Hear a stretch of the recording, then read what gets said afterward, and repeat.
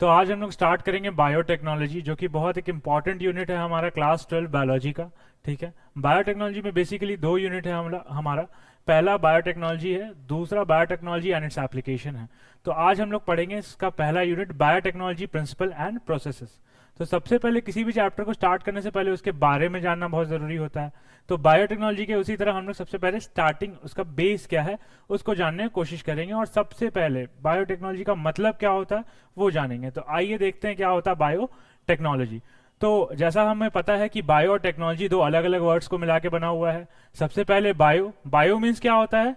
Life. ठीक है, study of life is called bio या बायोलॉजी, जो भी हम लोग बोलते हैं। और टेक्नोलॉजी क्या होता है? जो भी आजकल मॉडर्न इक्विपमेंट्स है जो हमारा डे टू डे लाइफ को इजी करते हैं, ठीक है, with the help of science which makes our life easy. ठीक है, वो हम लोग का टेक्नोलॉजी वाला पार्ट आ गया।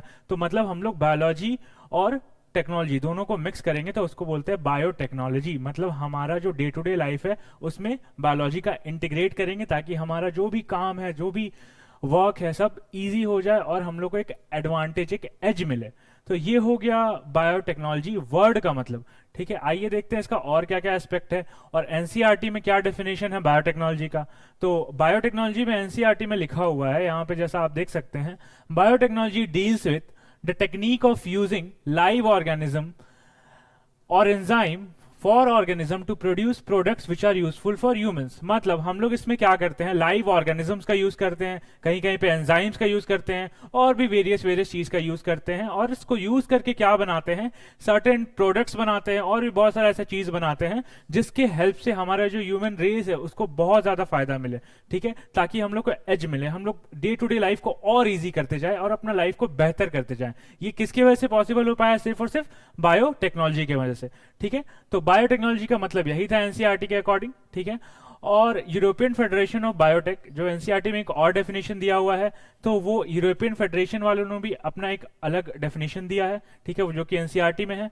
हमें बेसिक डेफिनेशन पता चल गया। अब हम देखते हैं बायोटेक मतलब दो चीज में क्लासिफाइड है। एक जैसे कि हमारा जो ट्रेडिशनल व्यू हो गया बायोटेक का, एक मॉडर्न व्यू हो गया। ट्रेडिशनल व्यू जो हमारे दादा दादी बहुत सेंचुरी से यूज करते हुए आ रहे हैं, जैसे कि हमारा हो गया कर्ड मेकिंग। अब ट्रेडिशनल व्यू में क्या है कि जो ट्रेडिशनल बायोटेक्नोलॉजी है उसमें हमारा जो प्रोडक्शन होता है वो बहुत ही स्मॉल स्केल में होता है, उसमें हम माइक्रोब्स का ज़्यादा यूज़ करते हैं, और ये बहुत ही लिमिटेड होता है, और हमारा सेंचुरी से यूज़ करते आ रहे हैं। तो मेनली किसका इन्वॉल्वमेंट हो गया इसमें? माइक्रोब्स का। और इसका प्रोडक्शन कैसा हो जाएगा? स्मॉल स्केल पे हम लोग प्रोड्यूस करेंगे। तो ये क्या हो गया हमारा?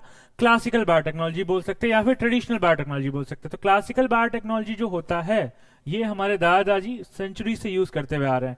Mainly microbes are involve. इसका एग्जांपल सबसे बेस्ट है कर्ड, ब्रेड, बियर, ये सब जो हम लोग बनाते हैं ये सारा किसके अंदर आ गया? क्लासिकल बायोटेक्नोलॉजी के अंदर। तो क्लासिकल बायोटेक्नोलॉजी में जो कर्ड है, अब कर्ड डायरेक्टली तो बनता नहीं है, हम मिल्क से ही कर्ड को बनाते हैं। तो मिल्क से जो कर्ड बनता है उसमें क्या इन्वॉल्व रहता है? एक बैक्टीरिया जिसका नाम है लैक्टिक एसिड बैक्टीरिया या लैक्टोबैसिलस जिसको हम लोग बोलते हैं। ये इस मिल्क में हम लोग ऐड करते हैं, तब जाके क्या बनता है? कर्ड।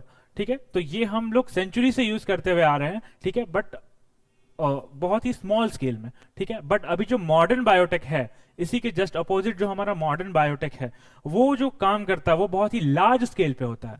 जैसा हमने पढ़ा कि ट्रेडिशनल बायोटेक स्मॉल स्केल पे है, तो ये लार्ज स्केल में होता है, और इसमें सिर्फ माइक्रोब्स नहीं यूज होते हैं, अलग अलग चीज यूज होते हैं, बहुत वेराइटीज ऑफ चीज यूज होते हैं। ठीक है, जेनेटिकली मॉडिफाइड ऑर्गेनिज्म भी बना सकते हैं हम लोग मॉडर्न बायोटेक्नोलॉजी से। और सबसे जो हमारा इस चैप्टर का कोर है जिसका नाम है रिकॉम्बिनेंट डीएनए टेक्नोलॉजी, वो भी किसके अंदर फॉल करेगा? हमारा मॉडर्न बायोटेक्नोलॉजी के अंदर। मॉडर्न बायोटेक्नोलॉजी के अंदर हम लोग बहुत कुछ कर सकते हैं, जैसे हम लोग जीन को अल्टर कर सकते हैं, जीन में चेंजेस कर सकते हैं, एक पूरा होस्ट में जीन को फिर इंट्रोड्यूस कराएंगे होस्ट में, तो वो और जाके आगे चेंज कर सकता है। तो मॉडर्न बायोटेक्नोलॉजी का बहुत सारा एक्सपेक्ट है। एक यहाँ पे एग्जाम्पल हम लोग देखते हैं आईवीएफ का, जिसका मतलब इन विट्रो फर्टिलाइजेशन, जो कि आजकल टेस्ट ट्यूब बेबीज जो बन रहे हैं आईवीएफ के थ्रू, वो भी किसका पार्ट हो गया? हमारा मॉडर्न बायोटेक्नोलॉजी का पार्ट हो गया। ठीक है, तो और भी बहुत सारा एग्जाम्पल है जहां पे हमारा मॉडर्न बायोटेक्नोलॉजी यूज होता है, जिसमें सबसे पहला एग्जाम्पल है डीएनए वैक्सीन। जो हमारा वैक्सीन बनता है सब में बायोटेक्नोलॉजी का यूज है। और कहां पे? आईवीएफ, जैसा मैंने अभी बताया आईवीएफ, इसमें भी बायोटेक्नोलॉजी का यूज है। ठीक है, और कहां पे? एंटीबायोटिक्स। एंटीबायोटिक्स में भी किसका यूज है? बायोटेक्नोलॉजी का। ठीक है। तो हमने क्या पढ़ा, दो पढ़ा, एक क्लासिकल व्यू, एक मॉडर्न व्यू। क्लासिकल को हम लोग ट्रेडिशनल भी बोल सकते हैं, एक स्मॉल स्केल पे था, एक लार्ज स्केल में था। तो डिफरेंशिएट करके अगर बताएं तो मोटा मोटी तौर पे एक स्मॉल स्केल पे, एक लार्ज स्केल पे, एक में ज्यादा माइक्रोब्स इन्वॉल्व है और एक में मॉडर्न इक्विपमेंट्स इन्वॉल्व है और अलग अलग चीज। आईवीएफ जैसे इसका एग्जाम्पल हो गया, डीएनए वैक्सीन हो गया, और भी बहुत कुछ हो गया। आइए हम लोग इसके बाद देखते हैं जो प्रिंसिपल है, जो दो मेजर प्रिंसिपल है जिस पे बायोटेक्नोलॉजी बेस्ड है, वो हम लोग देखते हैं, जो जैसा कि एनसीईआरटी में दिया हुआ है। तो क्या दिया हुआ है एनसीईआरटी में?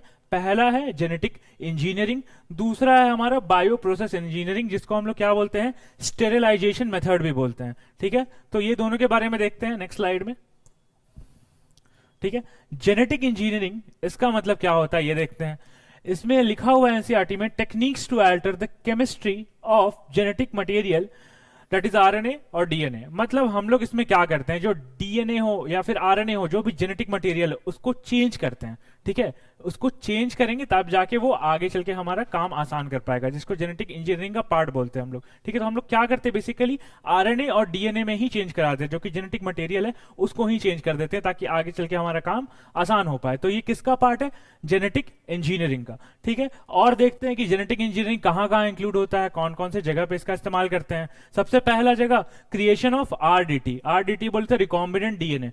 ठीक है, रिकॉम्बिनेंट डीएनए बनाने में इस्तेमाल होता है किसका, हमारा जेनेटिक इंजीनियरिंग का। दूसरा क्या, दूसरा हमारा जीन क्लोनिंग। जीन क्लोनिंग हम लोग जीन का क्लोन कर बनाते हैं, उसमें भी यूज होता है हमारा क्या, जेनेटिक इंजीनियरिंग। तीसरा क्या हो गया, जीन ट्रांसफर। हम लोग को जीन ट्रांसफर, अपने जीन ऑफ इंटरेस्ट को जो ट्रांसफर करना है, उसमें भी किसका रोल प्ले होता है, जेनेटिक इंजीनियरिंग का। दूसरी तरफ हम लोग देखते हैं, आइए यहाँ पे क्या, बायो प्रोसेस इंजीनियरिंग, जिसको हम लोग स्टेरिलाइजेशन मेथड भी बोलते हैं। स्टेरिलाइजेशन मेथड क्यों बोलते हैं, क्योंकि इसमें हम लोग को क्या करना पड़ता है, ये देखते हैं, maintenance of sterile ambience in chemical engineering processes to enable the growth of only desired microbes. इसका मतलब हम लोग एक स्टेराइल एम्बियंस मेंटेन करके चले, मतलब मतलब जैसे कि लेट सपोज हम एक लैबोरेटरी में कुछ चीज ग्रो करवाना है, कोई एक बैक्टीरिया ग्रो कराना है या कल्चर करना है, तो ओनली जो हम लोग को कल्चर करा के जो डिजायर्ड बैक्टीरिया चाहिए, जो भी डिजायर्ड माइक्रोब चाहिए, जो भी डिजायर्ड प्रोडक्ट चाहिए, सिर्फ उसी का प्रोडक्शन हो पाए। अगर हम लोग स्टेराइल एम्बियंस मेंटेन करके रखेंगे तो सिर्फ और सिर्फ उसी का प्रोडक्शन हो पाएगा। बट अगर स्टेराइल एम्बियंस नहीं होता है तो बहुत सारा उसमें कॉम्प्लिकेशन होने का चांसेस है। तो इसीलिए हम लोग को एक स्टेराइल एम्बियंस मेंटेन करना बहुत जरूरी है। ठीक है, तो स्टेराइल एम्बियंस वाला पॉइंट किस में आ गया, बायो प्रोसेस इंजीनियरिंग में। तो ये दो प्रिंसिपल था बायोटेक्नोलॉजी का, जिसे हमने अभी देखा। एक पहला हो गया जेनेटिक इंजीनियरिंग, दूसरा हो गया हमारा बायो प्रोसेस इंजीनियरिंग। ठीक है, बायो प्रोसेस इंजीनियरिंग का एग्जांपल देखते हैं कहां कहां यूज होता है। मैन्युफैक्चरिंग ऑफ एंटीबायोटिक्स का मैन्युफैक्चरिंग में यूज होता है। दूसरा वैक्सीन का इसमें भी यूज होता है, वैक्सीन बनाने में यूज होगा, और एंजाइम बनाने में यूज होता है। कौन, हमारा बायो प्रोसेस इंजीनियरिंग। तो हमने देखा दो प्रिंसिपल बायोटेक्नोलॉजी का। आइए आगे देखते हैं, आगे क्या है। ठीक है, आइए अब हम यहाँ आगे देखेंगे कुछ की टूल्स रिकॉम्बिनेंट डीएनए टेक्नोलॉजी बनाने के लिए। ठीक है, हमारा चैप्टर का कोर क्या है, recombinant DNA technology.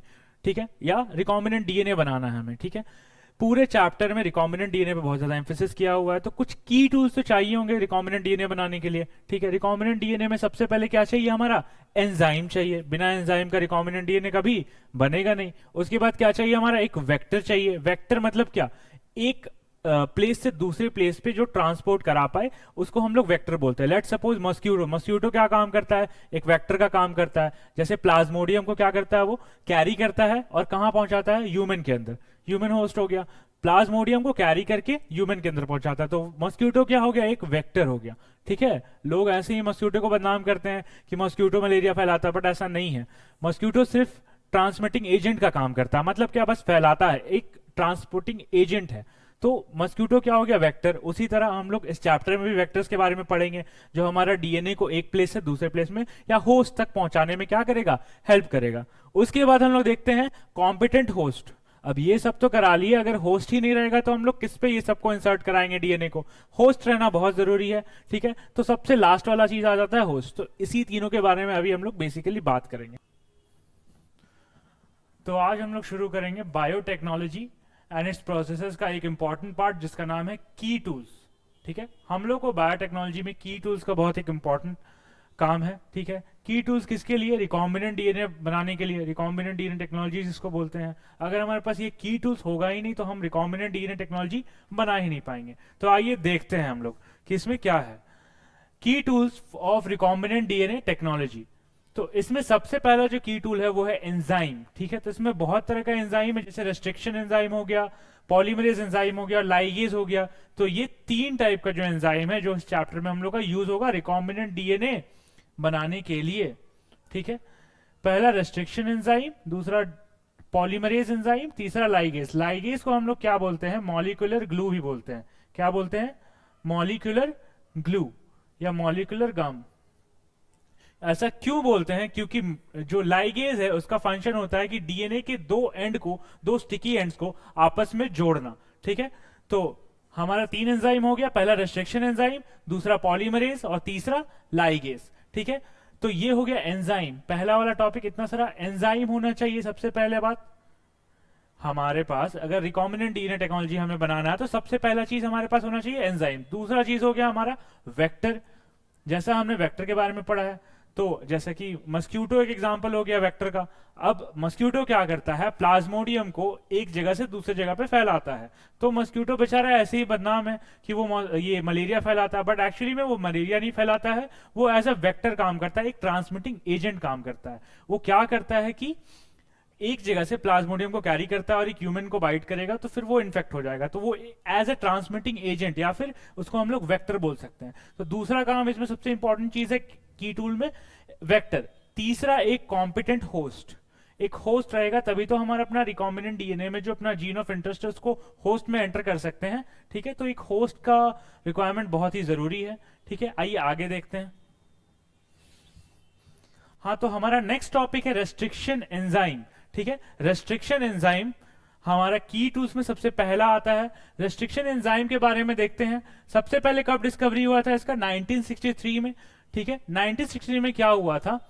2 enzyme which was responsible for the growth of bacteriophage in Escherichia coli was isolated। 2 enzyme को आइसोलेट किया गया, ठीक है। रेस्ट्रिक्शन एंजाइम 2 एंजाइम को आइसोलेट किया गया। One of these added methyl group to DNA while the other cuts the DNA। The later was called as restriction enzyme। बाद में इसका नाम पड़ गया रेस्ट्रिक्शन एंजाइम। एक मिथाइल ग्रुप को ऐड करता था, दूसरा डीएनए को कट करता था। तो जो कट करता था उसका नाम पड़ गया रेस्ट्रिक्शन एंजाइम, ठीक है। तो फर्स्ट रेस्ट्रिक्शन एंडोन्यूक्लियस जो था वो था हमारा हिंड 2। फर्स्ट रेस्ट्रिक्शन एंडोन्यूक्लियस कौन सा था? हमारा हिंड 2। ये कहां पे कट करता था? डीएनए को एक स्पेसिफिक सीक्वेंस में कट करता था। कितने बेस पेयर के लिए? 6 बेस पेयर के लिए। आइए आगे देखते हैं। Hind 2 always cut DNA molecule at particular point by recognizing a specific sequence of 6 base pair। ये DNA को 6 base pair के सीक्वेंस पे रिकॉग्नाइज करके कट करता था। क्या करता था? 6 base pair के सीक्वेंस जहां दिखेगा वहां पे DNA को कट लगा देता था वहां पे। तो हिंड 2 सबसे पहला क्या था? रेस्ट्रिक्शन एंजाइम था जो कि डिस्कवर्ड हुआ था, ठीक है। This specific base sequence is known as the recognition sequence for Hind2। अब जिस सीक्वेंस जो 6 बेस पेयर का सीक्वेंस था उसी सीक्वेंस को हम लोग क्या बोले? उसी सीक्वेंस को हम लोग बोले रिकॉग्निशन सीक्वेंस। ये रिकॉग्निशन साइट है जहां पे Hind2 कट लगाता था, ठीक है। आगे देखते हैं। Beside Hind2 today we know more than 900 restriction enzyme. आज हम लोग को 900 रेस्ट्रिक्शन एंजाइम के बारे में पता है जो कि 230 स्ट्रेन ऑफ बैक्टीरिया से डिस्कवर्ड है। कितने स्ट्रेन से? 230 स्ट्रेन ऑफ बैक्टीरिया से डिस्कवर्ड है। कितना? 900 रेस्ट्रिक्शन एंजाइम, ठीक है। Bacteria each of which recognises different recognition sequence. सबका अपना अपना क्या है? रिकॉग्निशन सीक्वेंस है, ठीक है। आइए आगे देखते हैं। आगे क्या है? आगे हमारा नेमिंग ऑफ एंजाइम, ठीक है। तो हम यहाँ पे EcoR1 के नेमिंग के बारे में बात करेंगे। EcoR1 जो है इसमें सबसे पहले जो ई स्टैंड करता है, किसके लिए स्टैंड करता है? यहाँ पे एस्टेरिकिया के लिए स्टैंड करता है। CO क्या है? यहाँ कोलाई के लिए स्टैंड करता है। और R क्या है? उसका स्ट्रेन। और 1 है उसका ऑर्डर ऑफ आइसोलेशन, ठीक है।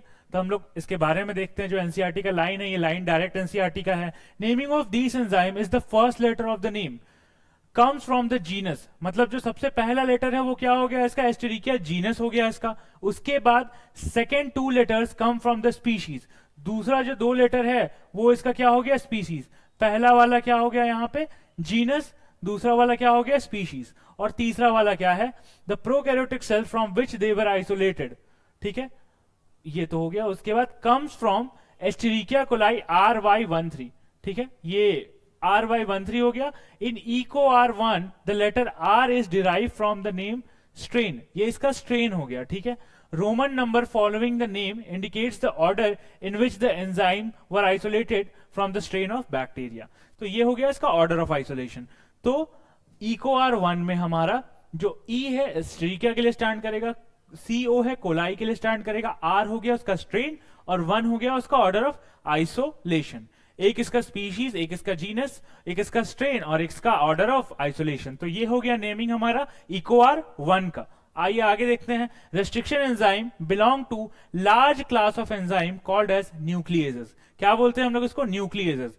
न्यूक्लिएजेस तो they are of two kind, दो टाइप का न्यूक्लियस होता है हमारा। पहला एक्सोन्यूक्लियस, दूसरा एंडोन्यूक्लियस। एंडोन्यूक्लियस को हम लोग मॉलिक्यूलर सीजर्स भी बोलते हैं, ठीक है। हमारा ज्यादा काम इसी का है इस चैप्टर में, रेस्ट्रिक्शन एंडोन्यूक्लियस। जो रेस्ट्रिक्शन एंडोन्यूक्लियस है इसके बारे में हम लोग को आगे पढ़ना है, ठीक है। तो सबसे पहले एक्सोन्यूक्लियस का देख लेते हैं, उसके बाद एंडोन्यूक्लियस के बारे में पढ़ेंगे। जो एक्सोन्यूक्लियस है, रिमूव द न्यूक्लियोटाइड, मतलब जो न्यूक्लियोटाइड को रिमूव करता है एंड ऑफ द डीएनए। कहां से रिमूव करता है ये? Remove the nucleotide from the end of the DNA. Remove मतलब ये क्या? एंड से रिमूव कर देता है न्यूक्लियोटाइड को, ठीक है। आगे देखते हैं। Endonuclease makes cut at a specific position with in the DNA. जो हमारा रेस्ट्रिक्शन एंडोन्यूक्लियस है वो क्या करता है? डीएनए के एक स्पेसिफिक सीक्वेंस को कट करता है। क्या करता है? डीएनए के स्पेसिफिक सीक्वेंस को कट करता है, जिसको हम लोग रिकॉग्निशन सीक्वेंस बोलते हैं या फिर पैलिंड्रोमिक सीक्वेंस बोलते हैं, ठीक है। Each restriction endonuclease function by inspecting the length. सबसे पहले क्या करेगा? ये इंस्पेक्ट करेगा पूरे लेंथ ऑफ डीएनए को, ठीक है, length of a DNA sequence.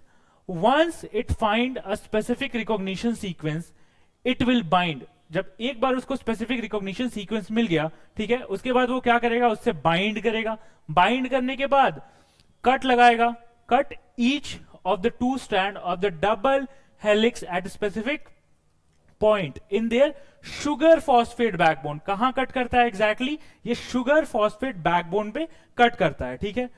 Each restriction endonuclease recognises a specific palindromic nucleotide sequence. अब पैलिंड्रोमिक सीक्वेंस क्या होता है? एक ऐसा सीक्वेंस जो लेफ्ट टू राइट या फिर राइट टू लेफ्ट दोनों सीक्वेंस, दोनों पैटर्न में सेम रीड करे। लाइक 5-3 और 3-5 दोनों पैटर्न में सेम रीड करे। For example Malayalam. मलयालम एक ऐसा वर्ड है जो राइट टू लेफ्ट या फिर लेफ्ट टू राइट दोनों फैशन में सेम साउंड करता है, सेम रीड करता है, दोनों में सेम मीनिंग देता है। तो ऐसा सीक्वेंस को कौन रिकॉग्नाइज करता है? Restriction endonuclease. आइए आगे देखते हैं क्या है एक्शन ऑफ रेस्ट्रिक्शन एंजाइम, ठीक है। अब हम लोग थोड़ा एक्शन देख लेते हैं इसका। एनसीईआरटी का ये डायग्राम है, इसमें क्या दिया हुआ है? The enzyme cut both DNA strand at the same site. Eco R1 cut the DNA between the bases of GA only when the sequence of GAA-TTC is present in the DNA। ये क्या है? हमारा foreign DNA, ठीक है। ये हमारा foreign DNA, ये हमारा वेक्टर डीएनए है, ठीक है। ये हो गया हमारा वेक्टर डीएनए, ठीक है, और ये हमारा हो गया foreign DNA.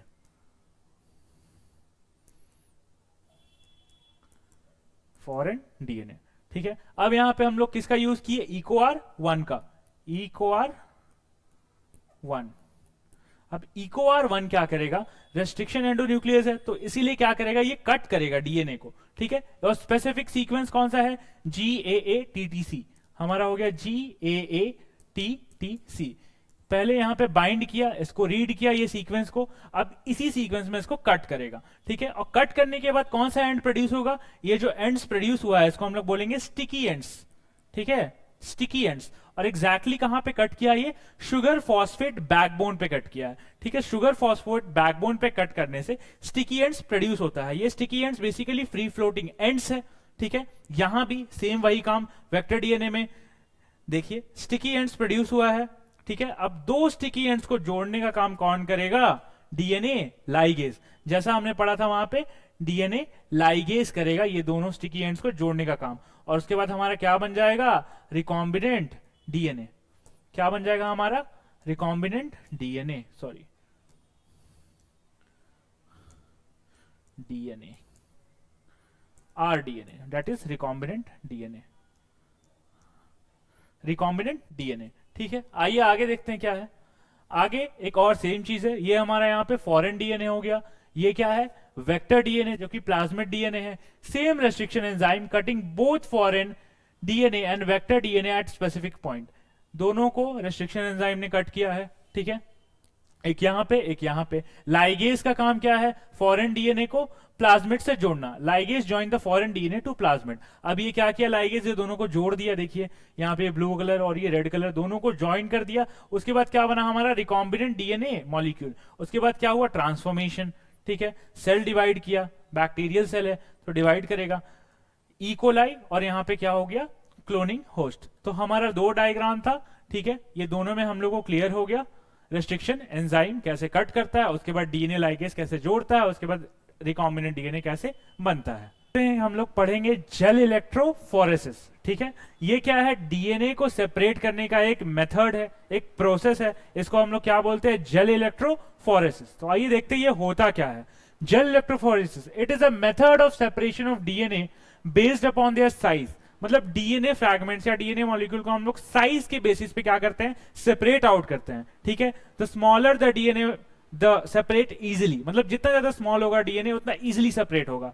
First sample of DNA is cut into fragments by restriction endonuclease. हम लोग रेस्ट्रिक्शन एंडोन्यूक्लियस से सबसे पहले क्या करेंगे? डीएनए के सैंपल को कट लगाएंगे। ठीक है, एक बार डीएनए कट हो गया उसके बाद हम क्या करेंगे? डीएनए फ्रैगमेंट जो कि नेगेटिवली चार्ज है, जैसा हमें पता है कि हिस्टोन पॉजिटिवली चार्ज होता है और डीएनए फ्रैगमेंट्स नेगेटिवली चार्ज होता है।